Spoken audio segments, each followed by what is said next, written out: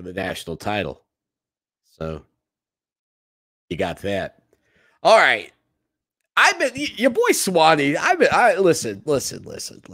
You know this. You know this. I'm not always right. I mean, I've been wrong before, like once. I know the feeling. Linda subscribed to the YouTube. Get them up. Get them up. I need a little like celebration thing. Woo, woo. You know, I see some of these people on YouTube that, you know, I talk about supporting our website, ClemsonSportsTalk.com, a lot. $63.17 Gamecock Nation. That's right. I said it. $63.17 to step in and support us over on the website. But I will say that I'm not always right, but I might be right on this COVID-19 thing and the way it's going. I'm not happy about it. But listen, when Oregon and Oregon State say that you got to have like a negative COVID-19 test and all of this to get into the venue, a lot of people are like, oh, left coast. They're getting loose with their rules. But this news out of Louisiana 5 hours ago, LSU will require all Tiger Stadium guests age 12 or older,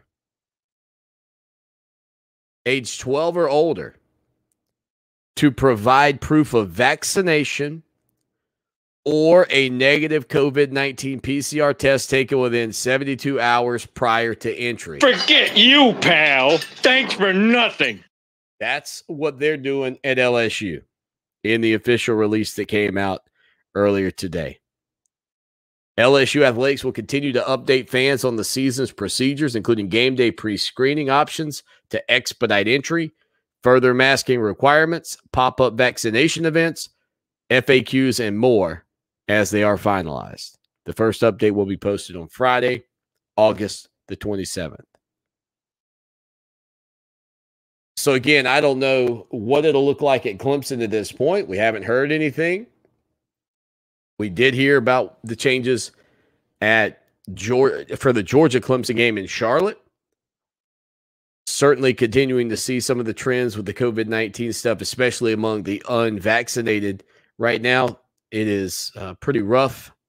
And the other thing that I think has a lot more people worrying.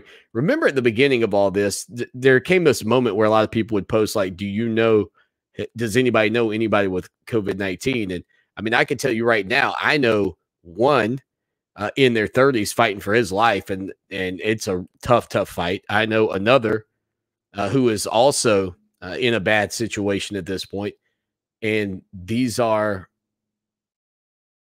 middle-aged, individuals. I think that first wave of COVID-19 a year ago was hitting a lot of the elderly group. Really were struggling with it. There was no vaccine at that point, but now it appears to be a lot of the unvaccinated people. And I'm just guessing. I don't have any idea on this, but that's a lot of the fans of college football. That's a lot of the people that are wanting to go to these games. And if LSU, and I know the state of Louisiana has had a lot of issues with COVID-19, if LSU in the heart of the SEC is taking that step, I would venture to guess it's only a couple of days before that news starts to, spread to other programs. I can't see it now. And again, maybe some of it comes down to what we would call, I guess, some sort of responsibility that the schools feel to make sure that they're doing everything they can. I don't know. Did that say fans have to wear somebody? That didn't say the fans have to wear masks in the stadium. though. But I think I heard somewhere, and I can't remember what school, somebody I think is making people perhaps wear masks in the stands. I'm not certain on that, but I thought I heard that. I don't think it's LSU, but that seems to be where we're trending right now when it comes down to the situation with COVID-19 and Maybe people choose not to go. Maybe people choose not to go, but that's their right. That's your right not to go. It's also the university's right to put in whatever policies they want. Like I said last week, like we can complain about it if you want to, but you can't take an umbrella into Clemson Stadium. That could be pouring down rain. You can't have an umbrella. You can't take a bag that's not clear into the stadium. I mean, the stadiums can have whatever policies they want. They want you to walk through a metal detector. You'll walk through a metal detector. They want to wand you. You'll get wanded after the metal detector. They want to take your temperature on the way in the venue. They could take your temperature. I mean, if it's there, it doesn't matter if you're a season ticket holder. It doesn't matter if you're an IPTAY donor. It doesn't matter. You can say, well, I'm going to stop that. That's fine too. That's fine too. But they can do anything as far as you getting into that venue that they pretty much want. And we've seen it time and time again. After the terrorist attacks, 9/11, what happened to your precious pass out policies at Clemson that we love so much? You couldn't go in and out anymore, could you? And now you can because they've relaxed those rules. But rules on your entry into the stadiums are controlled by the schools and the athletic departments.